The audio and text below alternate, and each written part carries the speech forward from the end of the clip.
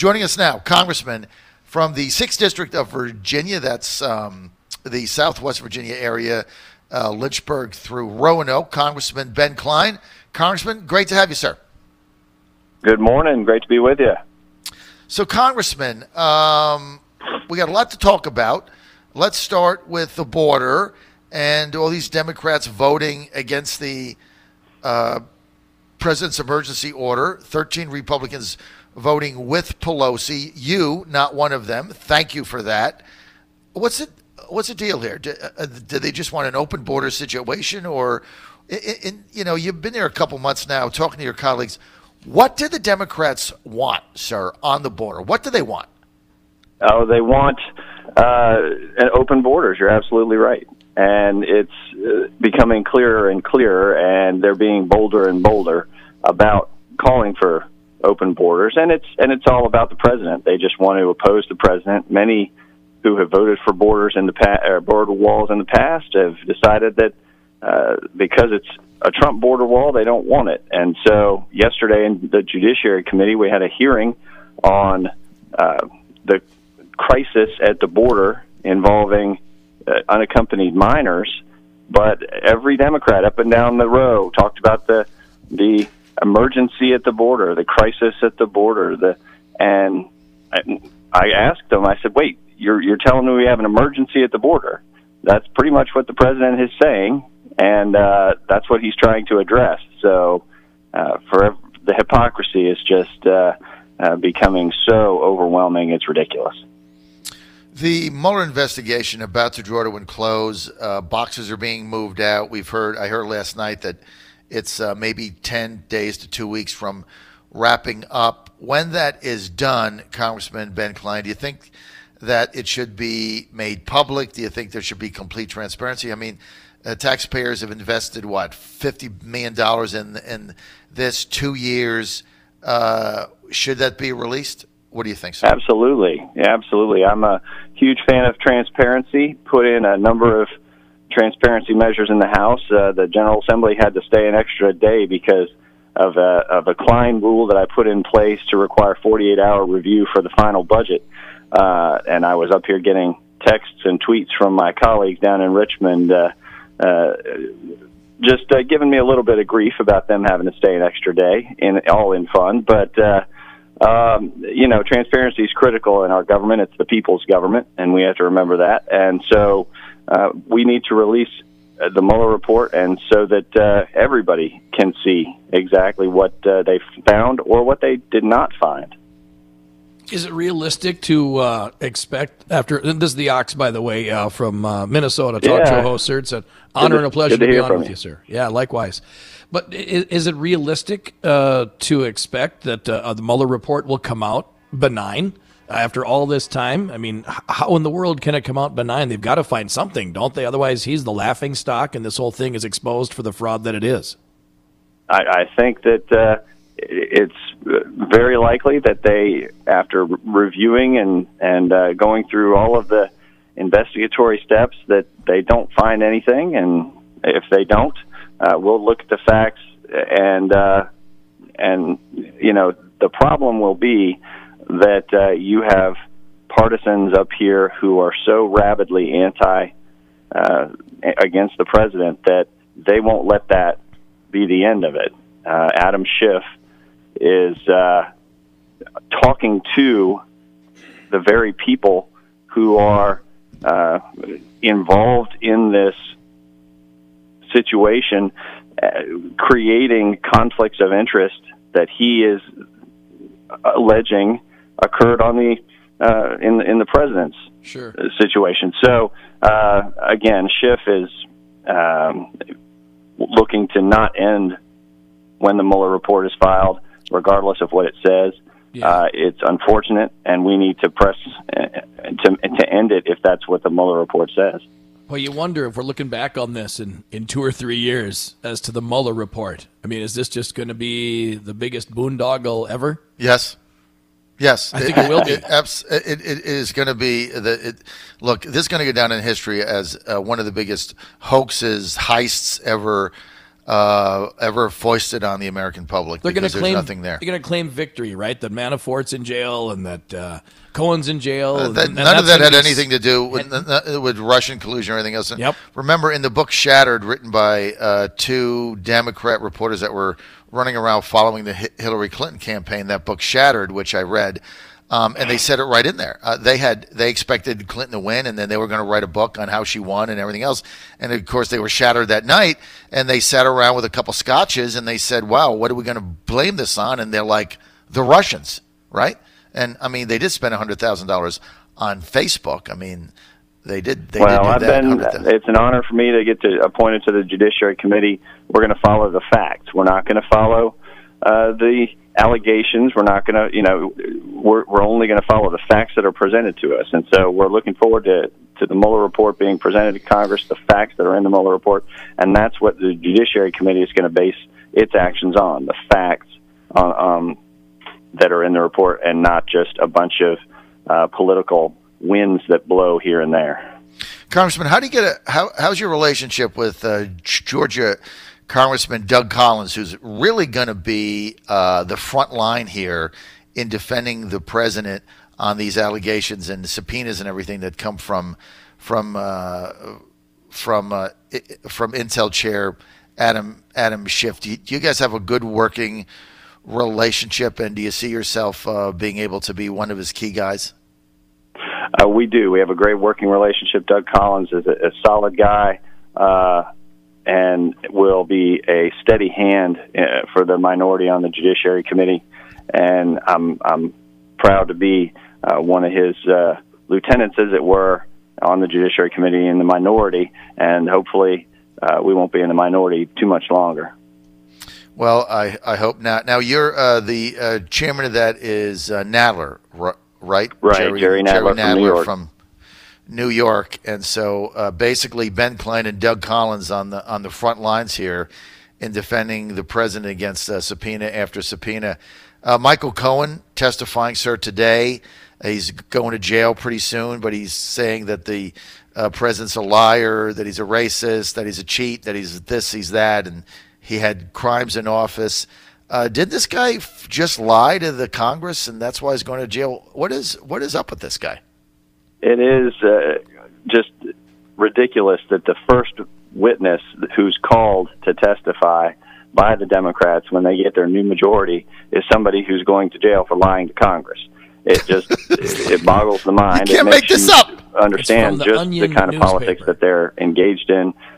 His testimony has no credibility at all. Whatever he has to say to the Committee on Government Reform and Oversight, I'm not very interested in it, because he's got a prison cell waiting for him, and the crime of which he is committed or convicted is lying to Congress. Congressman Cline, you can't make this stuff up. I mean, I know.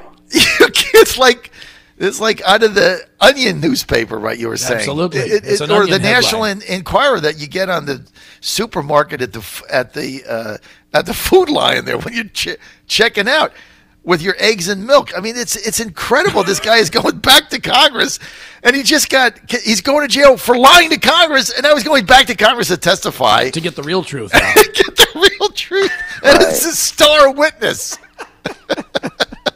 Congressman, we're sorry to laugh. We know you have a tough job. A ridiculous time when politics are overruling the good policy, and we're seeing valuable resources up here, taxpayer resources that should be used to further the taxpayers' interests, but they're being misused for political purposes by the Democrats, and we have to call it out every time we see it. John Fredericks Radio Network, Trucking the Truth Across America, live, Washington, D.C. We're with Dan Oxner, radio talk show host extraordinaire, Ox in the Afternoon throughout Minnesota, FOJ, friend of John. We're with another FOJ, Congressman Ben Cline, 6th District Republican from Virginia. That's the Lynchburg, Roanoke area. Congressman, the president right now, as we speak, having dinner with Chairman Kim Jong-un, trying to get some kind of denuclearization deal. Already the Democrats blasting him, saying he shouldn't win, he can't get anything done, bad idea.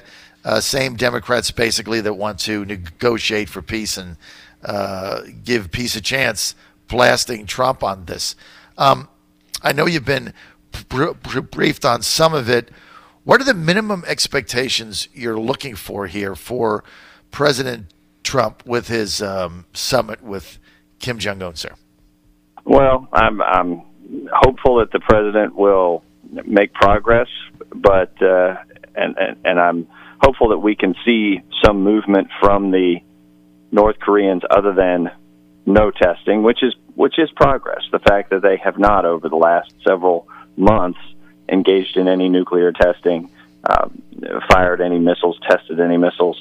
So that's progress, but we need to move them off of the dime and get them moving toward rolling back a lot of their nuclear system. And so I hope that we'll see some signal from Trump and from the North Koreans that that's about to occur, and that we can look ahead to a day when there's absolutely denuclearization on the peninsula, and North Korea takes its place among the industrialized nations of the world that are more democratic and less despotic than North Korea has been for 70 years now.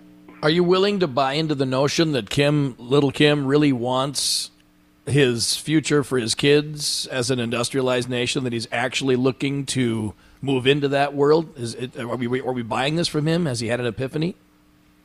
No, I'm sure that he sees what Trump has done is marketed to Kim the idea of North Korea as an economic powerhouse, and it's appealing to him, no doubt, the idea.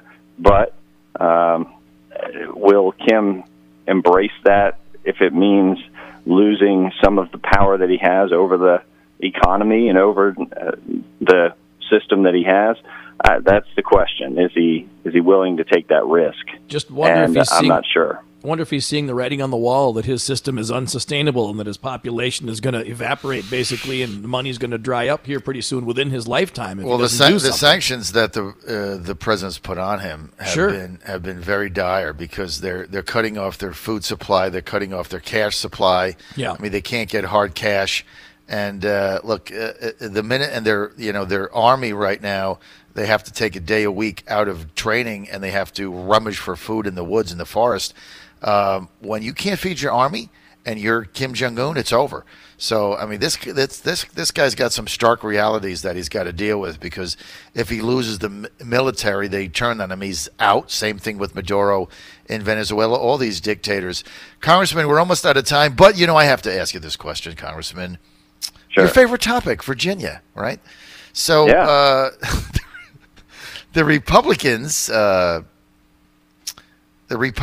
led by Kirk Cox, calling for hearings to hear the women who have made the alleged